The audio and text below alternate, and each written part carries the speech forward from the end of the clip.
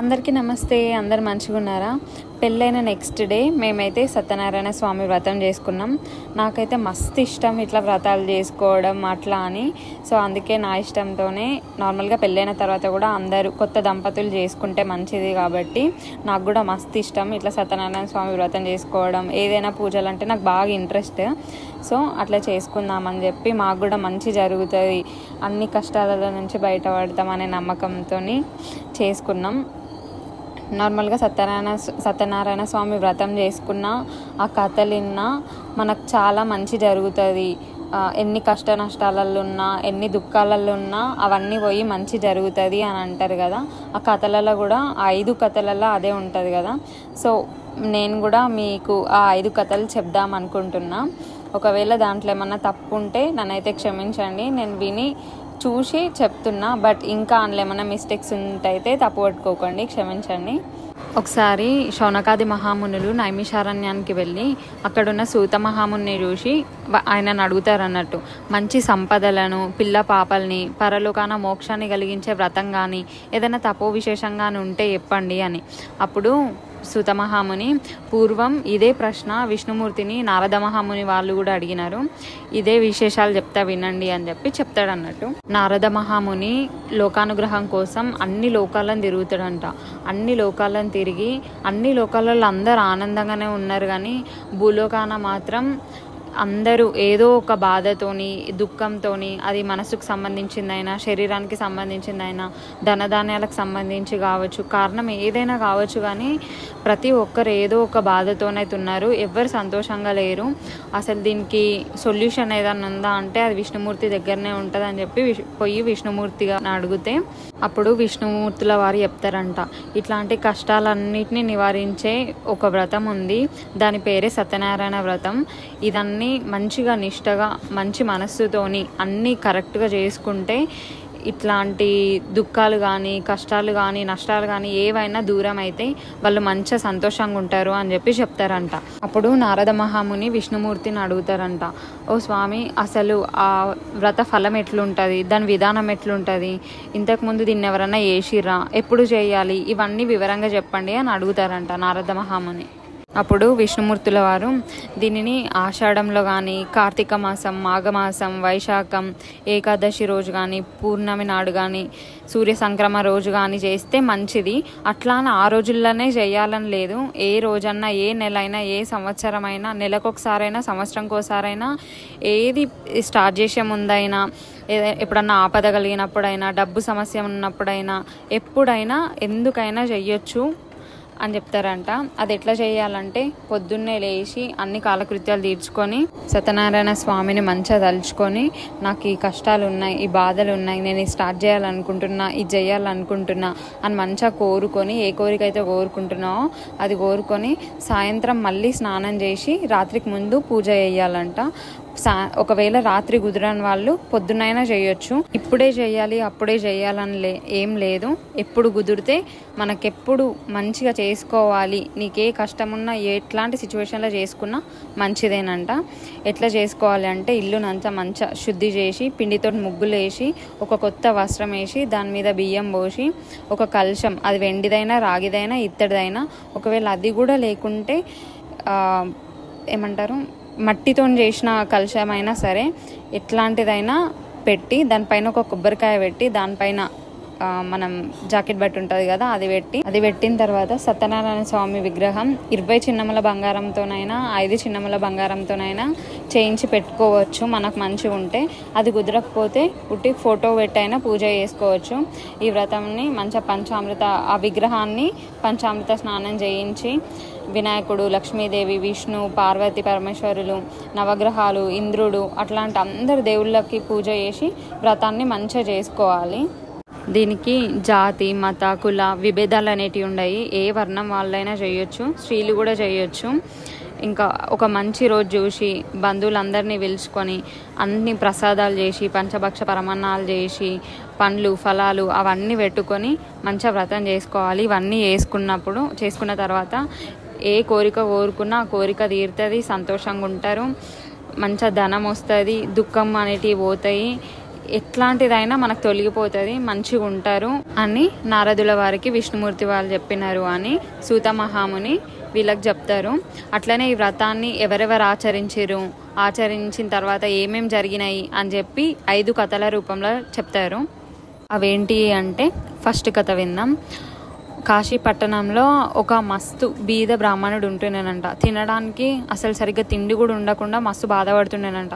అతని బాధ చూసి జాలిపడి శ్రీమన్నారాయణుడు ఒక ముసలి బ్రాహ్మణుడి రూపంలో ప్రత్యక్షమయ్యి అసలు అతని కష్టమేందో చెప్పమని అడిగితే ఆ బ్రాహ్మణుడు తన పేదరికం తొలగించే మార్గం అని చెప్పి కోరుతాడంట.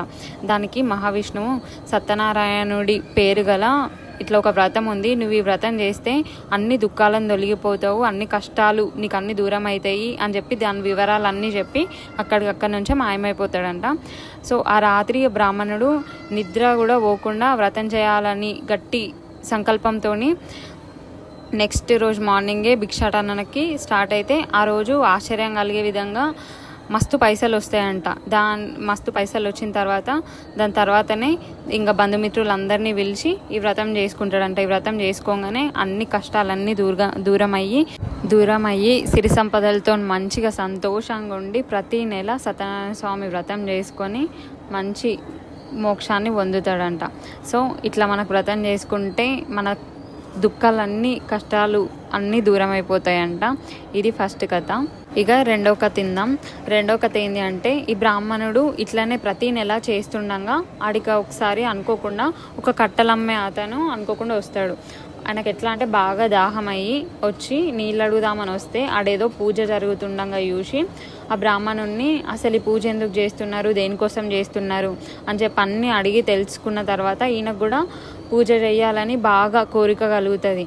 ఆ కోరికతోని ఆ పూజ అయ్యే వరకు ఉండి మొత్తం అన్నీ విని చేసి ప్రసాదాలు తీసుకొని అతను కూడా చెయ్యాలని బాగా గట్టిగా డిసైడ్ అయ్యి ఆ రోజు కట్టెలు అమ్మే డబ్బు ఎంత వస్తే అంతతో నేను చేస్తా అని చెప్పి అనుకొని పోతాడంట. ఆ రోజు కట్టెలు అమ్మితే మస్తు బాగా పైసలు వస్తాయంట ఆశ్చర్యంగా. ఆ పైసలతోని మంచిగా అరటిపళ్ళు, చక్కెర, నెయ్యి, పాలు, గోధుమ పిండి వీటన్నిటిని మంచిగా నైవేద్యంగా పెట్టి మంచిగా వ్రతం చేసుకుంటాడంట.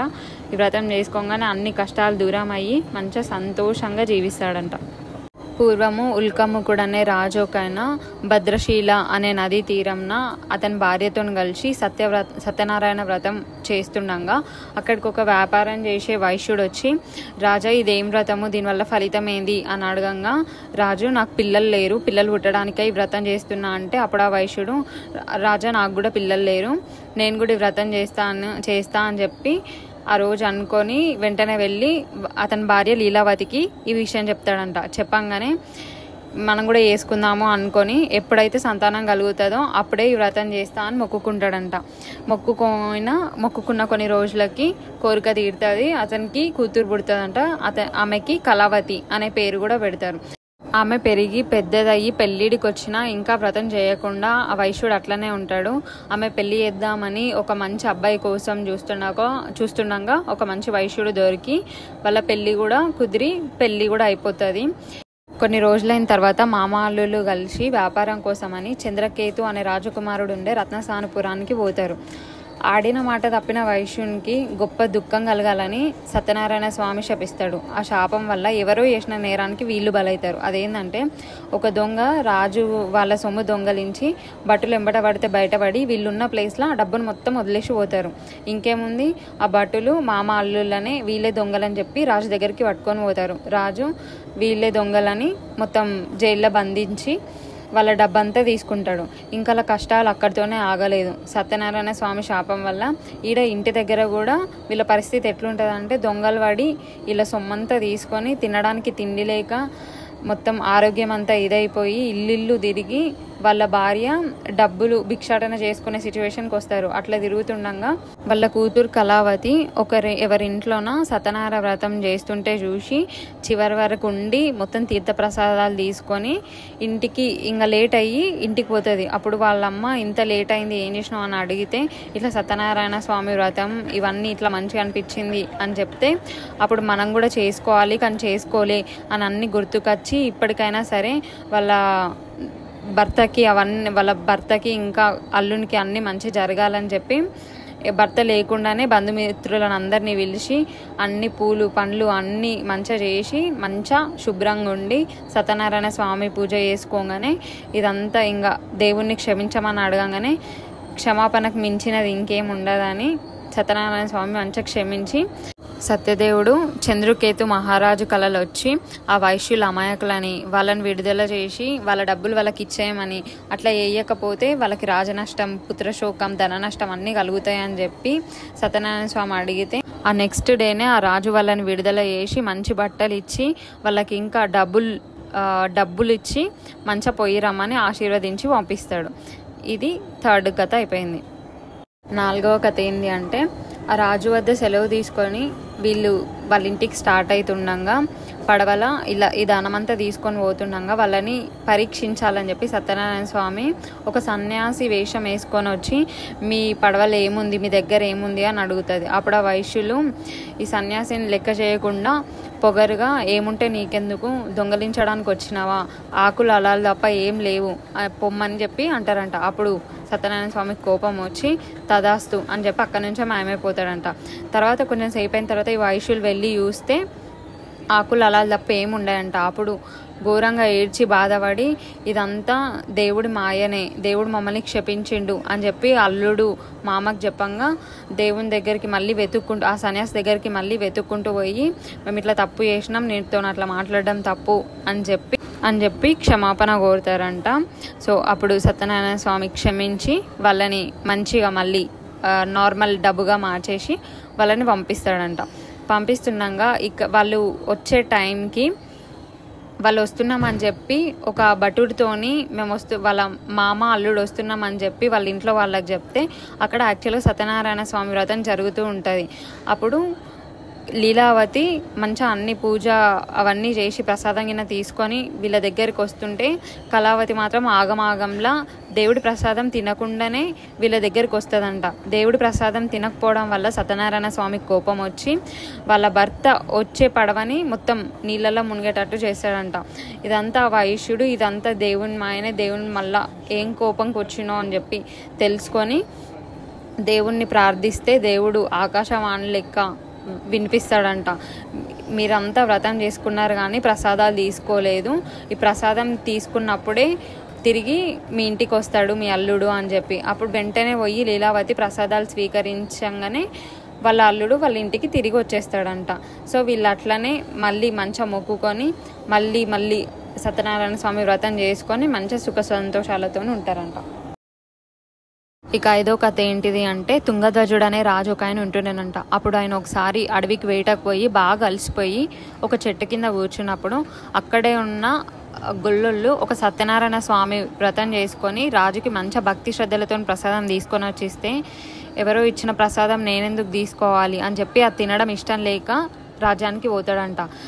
అంత ప్రసాదం తీసుకొని తినకుండా పోవడం వల్ల సత్యదేవుడికి కోపం వచ్చి దానికి శిక్షగా ఆయన 100 మంది కొడుకులు చనిపోయేటట్టు, ఆయన ధనధాన్యాలు అన్నీ నశించేటట్టు చేశాడంట. ఇదంతా ఇంకా నేను ఆ రోజు ప్రసాదం తినకపోవడం వల్లనే జరిగింది అని గ్రహించి వాళ్ళ దగ్గరికి వెళ్ళి వాళ్ళతోనే కలిసి మళ్ళీ సత్యనారాయణ స్వామి వ్రతం చేసుకోగానే అప్పుడు వాళ్ళ 9 కొడుకులని ధనధాన్యాలన్నీ తిరిగి పొందుతాడంట. సో ఇట్లా 5 కథలు, ఒక్కో కథ ఒక్కొక్కటి. మనకైతే ఎన్ని కష్టాలున్నా ఏమున్నా మనం ఎట్లాంటి సిచ్యువేషన్లు ఉన్నా ఇట్లా ఏదైనా స్టార్ట్ చేస్తున్నా కానీ సత్యనారాయణ స్వామి పూజ చేసుకుంటే చాలా మంచిదంట. మాకు కూడా అన్నీ మంచి జరగాలని అందరు దీవించండి. ఇంకా మేము పూజ అయిన తర్వాత పూజ రోజు ఫాస్టింగ్ ఉండే, పూజ అయిపోయిన తర్వాత ప్రసాదం తీసుకొని హనుమాన్ టెంపుల్కి పోయినాం. అట్లా టెంపుల్కి పోవాలంట. సో మేమందరం మా అత్తయ్య, మామయ్య, నేను, మా ఆయన గారు అందరం కలిసి ఇంకా మా పిన్ని వాళ్ళందరం కలిసి టెంపుల్కి పోయేసి మంచిగా మొక్కుకొని వచ్చినాం. సో ఇట్లా నాలాగా పూజలు ఇట్లా వ్రతాలు చేసుకోవడం ఎంతమందికి ఇష్టమో కింద కామెంట్ చేయండి. అమ్మాయిలకి ఆడవాళ్ళకైతే ఖచ్చితంగా ఇష్టం ఉంటుంది. నాకైతే మస్తు ఇష్టం. కానీ ఈడ రోజు షిఫ్ట్ కోడు అది ఇది ఉండడం వల్ల నేను రోజు చేసుకోలేను. కానీ ఎవ్రీ ఫ్రైడే అయితే మంచిగా పూజ చేసుకొని మంచిగా ఏం తినకుండా ఉంటా.